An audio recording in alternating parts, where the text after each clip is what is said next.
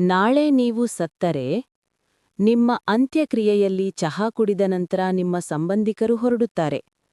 ಒಂದು ವಾರದೊಳಗೆ ನಿಮ್ಮ ಕಚೇರಿಯ ಸಹೋದ್ಯೋಗಿಗಳು ನಿಮ್ಮ ಸ್ಥಾನಕ್ಕೆ ಅಭ್ಯರ್ಥಿಗಳನ್ನು ಹುಡುಕಲು ಪ್ರಾರಂಭಿಸುತ್ತಾರೆ.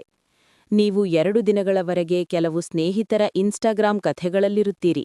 ನಂತರ ಎಲ್ಲರೂ ತಮ್ಮದೇ ಆದ ಜೀವನವನ್ನು ಪ್ರಾರಂಭಿಸುತ್ತಾರೆ. ನಿಮ್ಮ ಸಂಗಾತಿಯೂ ಸಹ ಮುಂದುವರಿಯುತ್ತಾರೆ.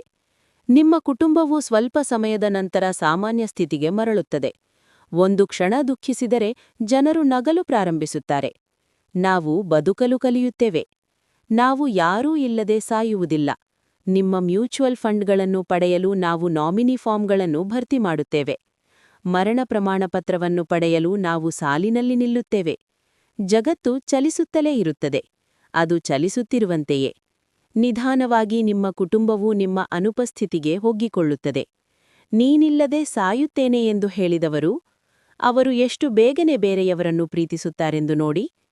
ಹೃದಯ ಬಡಿತ ಎಲ್ಲಿ ನಿಲ್ಲುತ್ತದೆಯೋ ಅಲ್ಲಿ ನಿಮ್ಮ ಹೆಸರು ಕೂಡ ಕೊನೆಗೊಳ್ಳುತ್ತದೆ.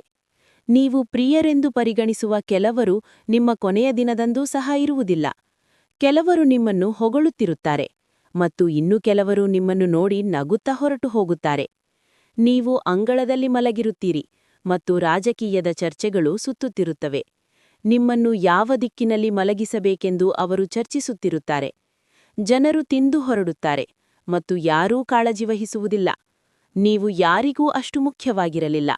ಆಗ ನೀವು ಎಲ್ಲವನ್ನೂ ತಿಳಿದುಕೊಳ್ಳುತ್ತೀರಿ. ಆದ್ದರಿಂದ ಬೇರೆಯವರಿಗಾಗಿಯಲ್ಲ, ನಿಮಗಾಗಿ ಬದುಕಿ. ಯಾರಾದರೂ ಹೋದಾಗ ಜಗತ್ತು ನಿಲ್ಲುವುದಿಲ್ಲ. ಜನರು ಹೊರಟು ಹೋಗುತ್ತಾರೆ. ಆಗ ಜನರು ನಿಮ್ಮ ಚಿತ್ರವನ್ನು ನೋಡುವ ಮೂಲಕ ನಿಮ್ಮನ್ನು ನೆನಪಿಸಿಕೊಳ್ಳುತ್ತಾರೆ. ನೀವು ಅವರನ್ನು ನೆನಪಿಸಿಕೊಳ್ಳುವುದನ್ನು ನಿಲ್ಲಿಸಿದರೆ, ಇಂದಿನಿಂದ ನಿಮ್ಮ ಸ್ವಂತ ಸಂತೋಷಕ್ಕಾಗಿ ಕೆಲಸ ಮಾಡಿ. ನಿಮಗಾಗಿ ಬದುಕಿ. ನಿಮ್ಮನ್ನು ಆದ್ಯತೆಯನ್ನಾಗಿ ಮಾಡಿಕೊಳ್ಳಿ.